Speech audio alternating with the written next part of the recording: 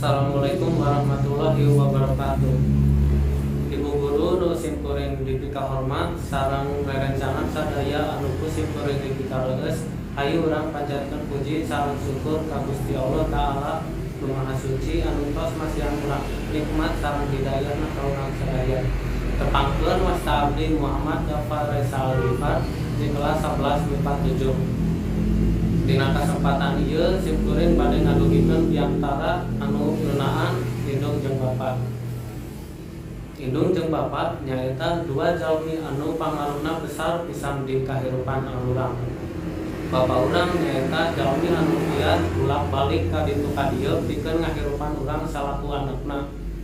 Bapak urang oge rela ngorbankeun sagalana pikeun ngabahagiakeun urang salaku anakna. Sedengkeun indung urang nyaeta jalmi nu tos ngalahirkeun urang, tuluy ngarawat urang pikeun urang leutik keneh. Indung urang oge mamatahan urang mana nu bener mana nu salah. Lamun dibayangkan jasa ti indung jeung bapak, sakalipun urang beunghar seueur hartana, tetep bae harta urang can bisa ngagantikeun jasa ti indung jeung bapak. Teras kumaha cara ngagantikeun jasa ti indung jeung bapak? Carana urang kudu taat jeung patuh ka indung jeung bapak. Kusabab tos aya dituliskeun dina hadis ridho Allah nyaeta ridho orang tua, ridho kolot urang. Sareng murka Allah nyaeta murka kolot urang oge. Dina kesempatan ieu simkuring hoyong rerencangan sadaya patuh jeung taat ka indung jeung bapak.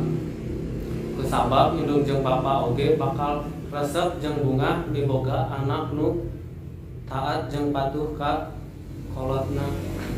Sakitu bae diantara ti simkuring mugi-mugi aya manfaatna. Hapunten bilih aya kalepatan. Wassalamualaikum warahmatullahi wabarakatuh.